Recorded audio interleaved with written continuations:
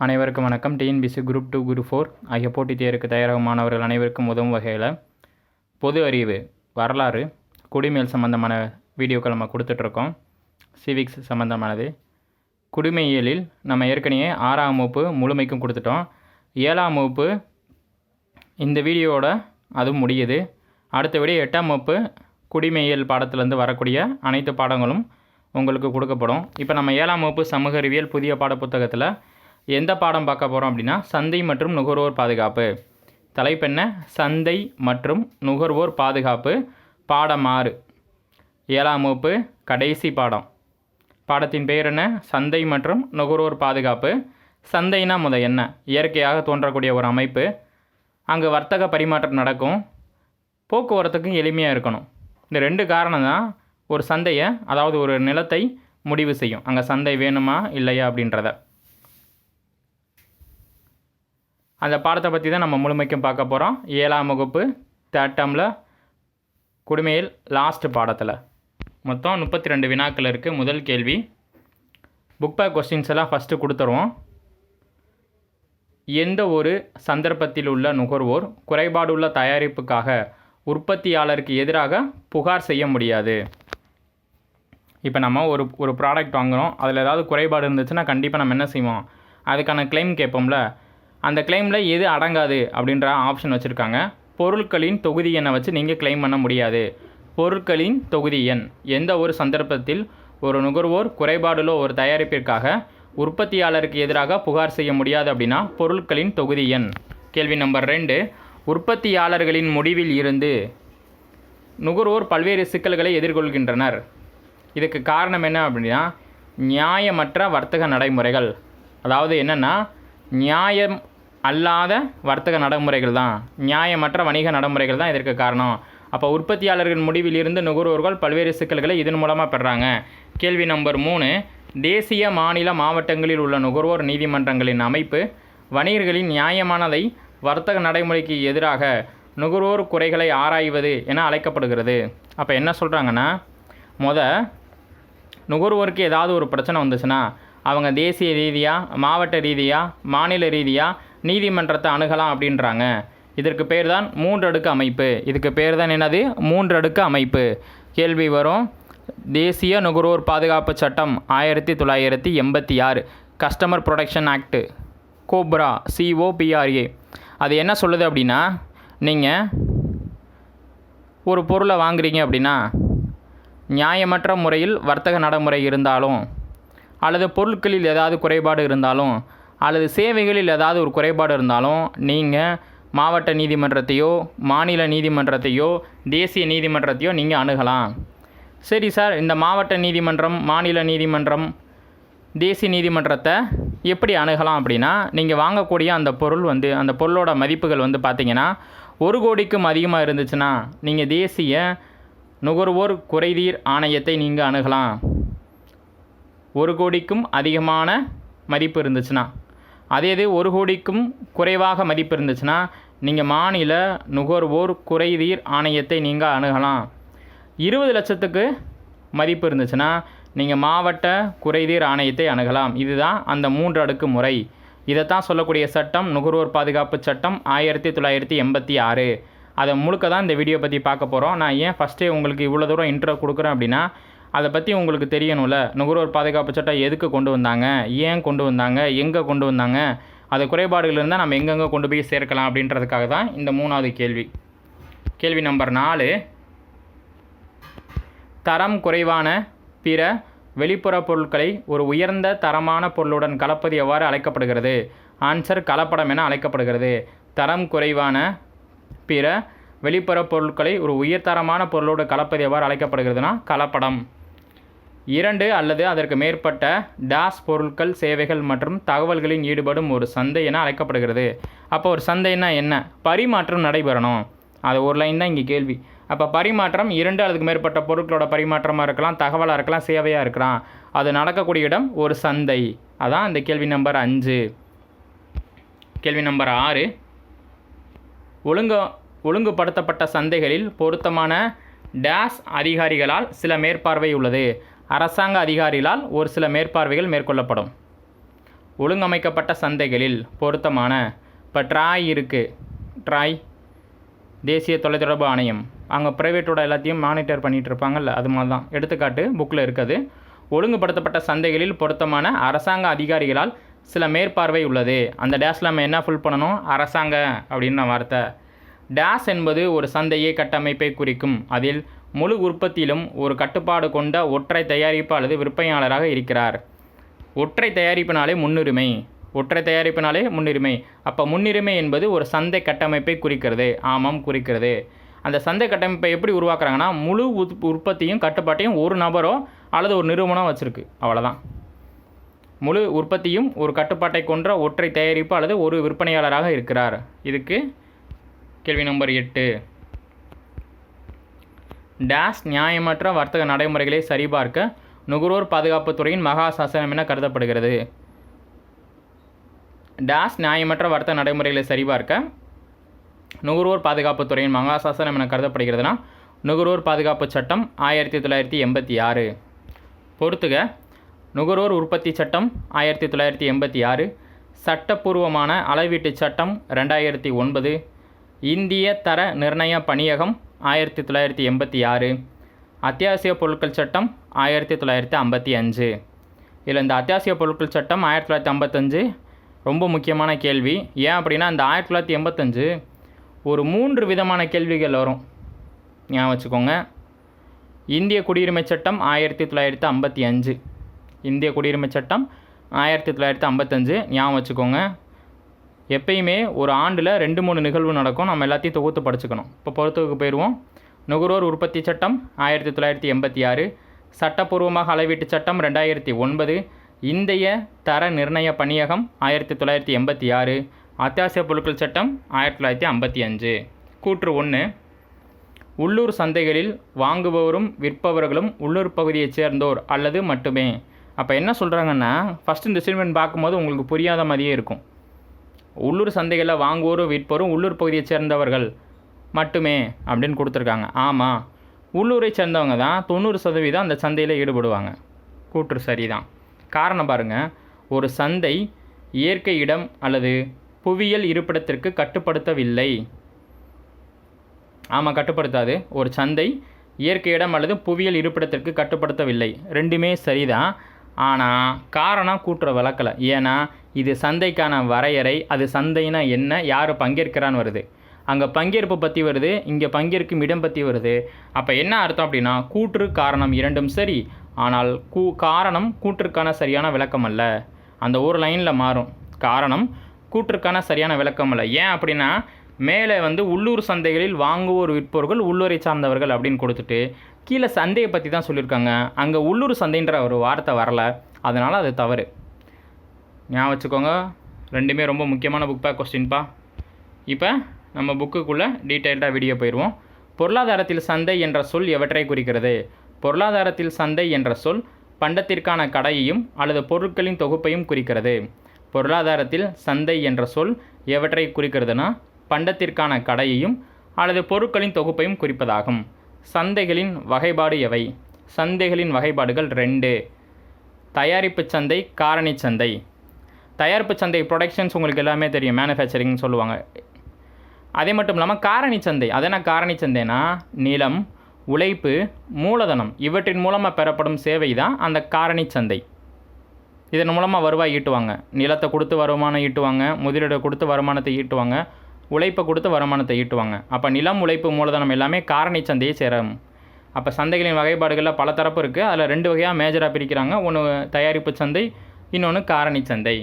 கேள்வி நம்பர் 13 கேட்ட அதே கேள்வி தான் மறுபடியும். காரணி சந்தை என்பது என்ன? கேள்வி என்ன?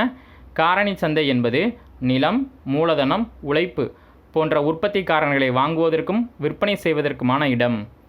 காரணி சந்தை என்பது நிலம், உழைப்பு, மூலதனம் போன்றவற்றை வாங்குவதற்கும் விற்பதற்குமான ஒரு இடம். முன்னுரிமை நம்ம ஏற்கனவே பார்த்துட்டோம். முற்றுரிமை என்பது ஒரு சந்தை கட்டமைப்பு. அதில் உற்பத்தியாளர் அல்லது ஒரு விற்பனையாளர் முழு சந்தை கட்டுப்பாட்டுக்குள்ளே வச்சுருப்பார். அவ்வளோதான். கேள்வி நம்பர் 15. ஏகபோக போட்டி என்ற சொல் யாரால் எந்த ஆண்டு குறிப்பிடப்பட்டுள்ளது? ஹார்வர்ட் யூனிவர்சிட்டியோட ப்ரொஃபஸர் எட்வர்ட் ஹெச் 1933 தன்னோட நூலில் ஏகபோக போட்டியின் கோட்பாடுன்ற ஒரு புத்தகத்தில் ஏகபோக போட்டின்னு ஒரு வார்த்தையை குறிப்பிட்றாரு. எந்த வருஷம்? 1933. ஏகபோக போட்டி அப்படின்னாலே 1933. எட்வர்ட் எட்ஜ் 1933 ஹார்வர்ட் யூனிவர்சிட்டியில். எந்த நூலுலனா ஏகபோக போட்டியின் கோட்பாடு அப்படின்ற ஒரு நூலில். ஒலிகோபோலி என்னும் சொல் எம்மொழி சொல். ஒலிகோபோலின்ற சொல் கிரேக்க சொல். இப்போ எப்படி டெமோக்ரஸி அந்த வார்த்தையை பாருங்கள், டெமோக்ரஸி ஒரு கிரேக்க மொழி சொல். மக்கள் கையில் அதிகாரம், டெமோனா மக்கள், கிரேசினா அதிகாரம், மக்கள் கையில் அதிகாரம். அதே மாதிரி தான் இது. ஒலிகோபோலி என்பது கிரேக்க மொழி சொல். முதல் பாயிண்ட்டு. அதை ரெண்டாக பிரிக்கிறோம். ஒலிகோய் அப்படின்றது சில, போலின்றது கட்டுப்பாடு. அப்போது கட்டுப்பாடு உள்ள ஒரு இடம், அப்போ அது சந்தையை குறிக்கக்கூடிய ஒரு வார்த்தை. ஒலிகோபோலி என்னும் சொல் கிரேக்க சொல். ஒலிகோய் என்பது சில, பாலி என்பது கட்டுப்பாடு. நுகர்வோர் என்பவர் யார்? நுகர்வோர் என்பவர் யார்? பணம் செலுத்தியவர், வாக்குறுதி பெற்றவர், ஓரளவு பணம் செலுத்தியவர் மற்றும் ஓரளவு வாக்குறுதி பெற்றவர். இவங்க தான் நுகர்வோர். திருப்பி சொல்லாமா? நுகர்வோர்னா யார் அப்படின்னா பொருட்களை வாங்குறவங்க, விற்கிறவங்க, அந்த விற்கும்போது வாக்குறுதியை கொடுக்குறவங்க, அந்த வாக்குறுதியை வாங்குறவங்க. சிம்பிள். பணம் செலுத்தியவர், வாக்குறுதி பெற்றவர், ஓரளவு பணம் செலுத்தியவர் மற்றும் ஓரளவு வாக்குறுதி பெற்றவர் தான் நுகர்வோர் என அறியப்படுகிறார். நியாயமற்ற வர்த்தக நடைமுறை என்றால் என்ன? இந்த நியாயமற்ற வர்த்தக நடைமுறை தடுக்கிறதுக்கு தான் எது வந்திருக்கு அப்படின்னா கஸ்டமர் ப்ரொடெக்ஷன் ஆக்ட், நுகர்வோர் பாதுகாப்பு சட்டம். சரி, ஓகே. அதில் என்னென்ன சொல்ல வராங்கன்னு பார்த்துருவோம். விற்பனை செய்யப்பட்ட பொருள் திரும்ப பெறப்பட மாட்டாது, பொருட்களை மாற்ற இயலாது, எந்த சூழலும் பணம் திரும்ப பெறப்பட மாட்டாது. அப்போ என்னென்ன சொல்கிறாங்கன்னா, இந்த நியாயமற்ற வர்த்தக நடைமுறை அப்படின்னா உங்களுக்கு 3 பாயிண்ட்டு தான். விற்பனை செய்யப்பட்ட பொருள் எக்காரணம் கொண்டும் திரும்ப பெறப்படாது, முதல் பாயிண்ட்டு. பொருட்களை மாற்ற இயலாது, 3வது பாயிண்ட்டு. எந்த சூழலும் பணம் திரும்ப தரப்பட மாட்டாது. இந்த 3 பாயிண்ட்டு தான் நியாயமற்ற வர்த்தக நடைமுறை. ரொம்ப முக்கியமான பாயிண்ட்டு பாக்ஸில் இருக்கும், தயவு செய்து படிச்சுட்டு போங்க. இந்த வீடியோ கொடுக்கறதுக்கு முக்கியமான காரணம் இதுவும் ஒன்று. விற்பனை செய்யப்பட்ட பொருள் திரும்ப பெறப்பட மாட்டாது, பொருட்களை மாற்றவும் இயலாது, எந்த சூழலும் பணம் திரும்ப தரப்பட மாட்டாது. இதெல்லாமே நியாயமற்ற வணிக அல்லது வர்த்தக நடைமுறை ஆகும். கேள்வி நம்பர் 19. நுகர்வோர் உரிமைகள் எத்தனை? 8. நுகர்வோர் உரிமைகள் மொத்தம் எத்தனை? 8. என்னென்னு பார்த்துருவோமா? அடிப்படை தேவைக்கான உரிமை, அடிப்படை தேவைக்கான உரிமை, பாதுகாப்புக்கான உரிமை, பாதுகாப்புக்கான உரிமை, தகவல் அறியும் உரிமை, தகவல் அறியும் உரிமை, தேர்ந்தெடுக்க உரிமை, தேர்ந்தெடுக்க உரிமை, பிரதிநித்துவ உரிமை, பிரதிநித்துவ உரிமை, குறைதீர்க்கும் உரிமை, குறைதீர்க்கும் உரிமை, நுகர்வோர் கல்வி மற்றும் உரிமை, நுகர்வோர் கல்வி மற்றும் உரிமை, தூய்மையான சுற்றுப்புற சூழலை பேணுவதற்கான உரிமை, தூய்மையான சுற்றுப்புற சூழலை பெறுவதற்கான உரிமை. இந்த 8 உரிமை யாருக்கு இருக்குது? நுகர்வோருக்கு இருக்குது. கேள்வி நம்பர் 20. டேஸ் நுகர்வோருக்கான மகாசாசனம் என அழைக்கப்படுகிறது. ரொம்ப முக்கியமான கேள்விப்பா. டேஸ் நுகர்வோருக்கான மகாசாசனம் என அழைக்கப்படுகிறது. ஆன்சர் நுகர்வோர் பாதுகாப்பு சட்டம் 1986. நுகர்வோர் பாதுகாப்பு சட்டம் 1986. 1 கோடி ரூபாய்க்கும் அதிகமான மதிப்புக்கு நுகர்வோர் குறைகளை எது தீர்க்க முயல்கிறது? நம்ம ஏற்கனவே இந்த பாயிண்டை வச்சு பார்த்துட்டோம். 1 கோடிக்கு ரூபாய்க்கும் அதிகமான மதிப்புக்கு நுகர்வோர் குறைகளை எது தீர்க்க முயல்கிறது? இந்த 1 கோடி ரூபாய்க்கு மேலே மதிப்புக்கு அதிகமாக இருக்கிற அந்த பிரச்சனையை யார் சால்வ் பண்ணுவோம் அப்படின்னா தேசிய நுகர்வோர் குறைதீர் ஆணையம் நடுவண் அரசால் நிறுவப்படுகிறது. என்சிடிஆர்சி, என்சிடிஆர்சி ரொம்ப முக்கியம். இது எப்போ நிறுவப்படுதுன்னா 1988. எந்த சட்டத்தின் அடிப்படையில்னா நுகர்வோர் பாதுகாப்பு சட்டம் 1986 அடிப்படையில். வார்த்தையை பாருங்கள். இந்த என்சிடிஆர்சி எப்போ நிறுவப்படுதுன்னா 1988. அதுக்கான ஒரு உதவும் சட்டம் எதுனா நுகர்வோர் பாதுகாப்பு சட்டம் 1986. புதுடெல்லியில் உருவாக்குறாங்க. இதோட தலைவர் யாருன்னா உச்சநீதிமன்ற ஓய்வு பெற்ற நீதிபதி தான். உச்சநீதிமன்ற ஓய்வு பெற்ற நீதிபதி. கொஸ்டின்ஸ் கொடுத்துருக்கோம். அப்போ 1 கோடி ரூபாய்க்கு அதிகமான மதிப்புக்கு நுகர்வோர் குறைகளை எது தீர்க்க முயல்கிறதுனா தேசிய நுகர்வோர் குறைதீர் ஆணையம். அப்போ 1 கோடி ரூபாய்க்கு கம்மியாக இருந்துச்சுன்னா 1 கோடி ரூபாய்க்கும் குறைவான மதிப்புக்கு நுகர்வோர் குறைகளை எது தீர்க்க முயல்கிறதுனா மாநில நுகர்வோர் குறைதீர் ஆணையம். மாநில அரசால் நிறுவப்படுகிறது. எஸ்சிடிஆர்சி தீர்க்க முயலுது. அதோட லிமிட்டேஷன் என்ன அப்படின்னா 1 கோடி ரூபாய்க்கும் குறைவான மதிப்புக்குரிய நுகர்வோர் பிரச்சனையை தீர்க்க முயல்வது மாநில நுகர்வோர் குறைதீர் ஆணையம். தலைமையிடம் எங்கே? மாநில அரசுக்கு சென்னை தான். அடுத்து 20 லட்சம் மதிப்புமிக்க அளவிலான நுகர்வோர் குறைகளை தீர்க்க முயல்வது மாவட்ட நுகர்வோர் குறைதீர் ஆணையம். 20 லட்சம் மதிப்புமிக்க அளவிலான நுகர்வோர் குறைகளை தீர்க்க முயலுவது மாவட்ட நுகர்வோர் குறைதீர் ஆணையம். மாநில அரசால் உருவாக்கப்படுது மாவட்டம் தோறும். டிசிசிஆர்சி ஞாபகம் வச்சுக்கணும். 1 கோடி ரூபாய்க்கு மேலே போனால் மத்திய அரசு, 1 கோடி ரூபாய்க்கு கீழே இருந்துச்சுன்னா மாநில அரசு, 20 லட்சத்துக்கு மேலே இருந்துச்சுன்னா மாவட்டம். 3 பாயிண்ட்டை மட்டும் ஞாபகம் வச்சுக்கோங்க. 3 ட்ரேடு, இந்த கிரேடை ஞாபகம் வச்சுக்கோங்க. கூற்று 1, மாவட்ட நுகர்வோர் குறைதீர் ஆணையம் மாநில அரசாங்கத்தால் நிறுவப்படுகிறது. கரெக்டு தான். மாவட்ட நுகர்வோர் குறைதீர் ஆணையம் மாநில அரசாங்கத்தால் நிறுவப்படுகிறது. கூற்று 2, ஒரு மாவட்டத்தில் 1க்கு மேற்பட்ட மாவட்ட நுகர்வோர் மன்றங்கள் நிறுவலாம். சரிதான். ஒரு மாவட்டத்தில் 1க்கு மேற்பட்ட மாவட்ட நுகர்வோர் நீதிமன்றங்களை நிறுவலாம். கூற்று 1ம் 2ம் சரி. கூற்று 1ம் 2ம் சரி. 25வது கேள்வி. புதிய நுகர்வோர் பாதுகாப்பு சட்டம் பழைய நுகர்வோர் பாதுகாப்பு சட்டத்தில், அதாவது 1986 சில மாற்றங்களை ஏற்படுத்த முற்பட்ட ஆண்டு எது? 2019. 2019 ஞாபகம் வச்சுக்கணும், ரொம்ப முக்கியமான ஒரு கேள்வி. அப்போ புதிய நுகர்வோர் சட்டம் எப்போ கொண்டு வரப்பட்டதுன்னா 2019. சரி, இந்த புதிய நுகர்வோர் பாதுகாப்பு சட்டம் எந்த ஆண்டு பாராளுமன்றத்தில் நிறைவேற்றப்பட்டது? ரொம்ப முக்கியமான கேள்வி. ஆகஸ்ட் 2019. புதிய நுகர்வோர் பாதுகாப்பு சட்டம் எந்த ஆண்டு பாராளுமன்றத்தில் நிறைவேற்றப்பட்டது அப்படின்னா ஆகஸ்ட் 2019. சரி, இந்த 2019 நுகர்வோர் பாதுகாப்பு சட்டத்தில் என்னென்ன சிறப்பம்சங்கள் இருக்குது? பழசுக்கும் புதுசுக்கும் என்ன டிஃப்ரெண்ட் இருக்குது பார்த்துருவோமா? வணிக பரிவர்த்தனைகள், பணவியல் அதிகார வரம்பை மேம்படுத்துதல், புகார்களை தாக்கல் செய்தல் ஆன்லைனில், மத்திய நுகர்வோர் பாதுகாப்பு அதிகாரத்தை நிறுவுதல், நியாயமற்ற வர்த்தக நடைமுறைகளை வரம்புக்குள் கொண்டு வருதல், தவறான விளம்பரத்திற்கு அபராதம். ரொம்ப முக்கியமான ஒரு பாயிண்ட் என்ன அப்படின்னா, இந்த 2019 புதிய நுகர்வோர் பாதுகாப்பு சட்டம் தவறான விளம்பரத்தை கொடுத்து அதன் மூலம் நுகர்வோர் பாதிக்கப்பட்டால் தக்க நடவடிக்கை எடுக்கிறாங்க. இதுதான் மோஸ்ட் இம்பார்ட்டன்ட் அண்ட் வேலிடான பாயிண்ட்டு. ரொம்ப முக்கியமான ஒரு பாயிண்ட்டு. இவ்வளோ டீட்டெயிலாக வீடியோ ஏன் கொடுக்குறோன்னா ஸ்டேட்மெண்ட்டில் வரும். அப்போ இந்த 2019 புதிய நுகர்வோர் பாதுகாப்பு சட்டங்கள் வணிக பரிவர்த்தனைகளை மையப்படுத்தி இருக்குது, பணவியல் அதிகார வரம்பை மேம்படுத்தி இருக்குது, புகார்களை தாக்கல் செய்யலாம், மத்திய நுகர்வோர் பாதுகாப்பு அதிகாரத்தை நிறுவலாம், நியாயமற்ற வர்த்தக நடைமுறைகளை ஒரு வரம்புக்குள் ஒரு கட்டுக்குள் கொண்டு வரலாம், தவறான விளம்பரத்தை பயன்படுத்தினால் தண்டனை வழங்கலாம்.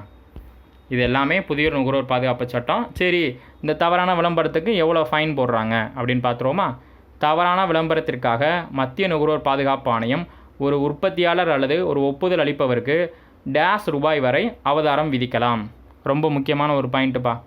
விளம்பரம் தப்பாக கொடுத்து அந்த விளம்பரத்தின் மூலமாக அந்த ப்ராடக்டை வாங்குறவங்க அதில் ஏதாவது ஒரு குறைபாடு இருந்துச்சுன்னா அவங்க மத்திய குறைதீர் ஆணையத்துக்கு போனாங்கன்னா இழப்பீடு தொகையை எவ்வளோ வாங்கலாம்னா 10 லட்சம் வரை இழப்பீடு வாங்கலாம். அப்படி இல்லை அந்த நிறுவனம் கட்டத்தரவேச்சுன்னா அவங்களுக்கு 2 ஆண்டுகள் சிறை தண்டனை விதிக்கலாம் அப்படின்னு சொல்கிறாங்க இந்த சட்டம்.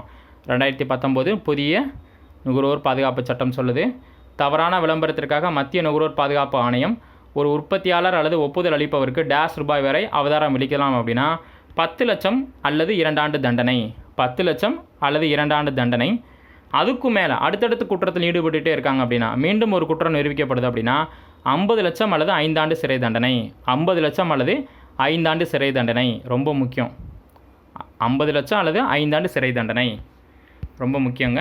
29 தேசிய நுகர்வோர் குறைதீர் ஆணையம் எந்த ஆண்டு அமைக்கப்பட்டது? 1988. தலைமையிடம் நியூ டெல்லி அல்லது புதுடெல்லி. தேசிய நுகர்வோர் குறைதீர் ஆணையம் 1988 அமைக்கப்பட்டது. தலைமையிடம் புதுடெல்லி. தேசிய நுகர்வோர் குறைதீர் ஆணையத்தின் தலைவராக செயல்படுவோர் யார்? இந்தியாவின் ஓய்வு பெற்ற உச்சநீதிமன்ற நீதிபதி. தேசிய நுகர்வோர் குறைதீர் ஆணையத்தின் தலைவராக செயல்படுவோர் இந்தியாவின் உச்சநீதிமன்றத்தின் ஓய்வு பெற்ற நீதிபதி தான் இதன் தலைவராக செயல்படுவாங்க. நுகர்வோர் பாதுகாப்பு சட்டம் 1986, இந்திய அளவீட்டு சட்டம் 2009, இந்திய தர நிர்ணய பணியகம் 1986, அத்தியாவசிய பொருட்கள் சட்டம் 1955, கருப்பு சந்தைப்படுத்துதல் தடுப்பு மற்றும் அத்தியாவசிய பொருட்கள் பராமரிப்பு சட்டம் 1980. இந்த கருப்பு சந்தைப்படுத்தல் தடுப்பு சட்டம் ரொம்ப ரொம்ப முக்கியம் 1980.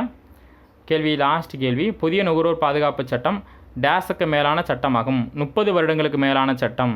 ஆன்சர் என்னது? 30 வருடங்களுக்கு மேலான சட்டம் தான் இந்த புதிய நுகர்வோர் பாதுகாப்பு சட்டம்.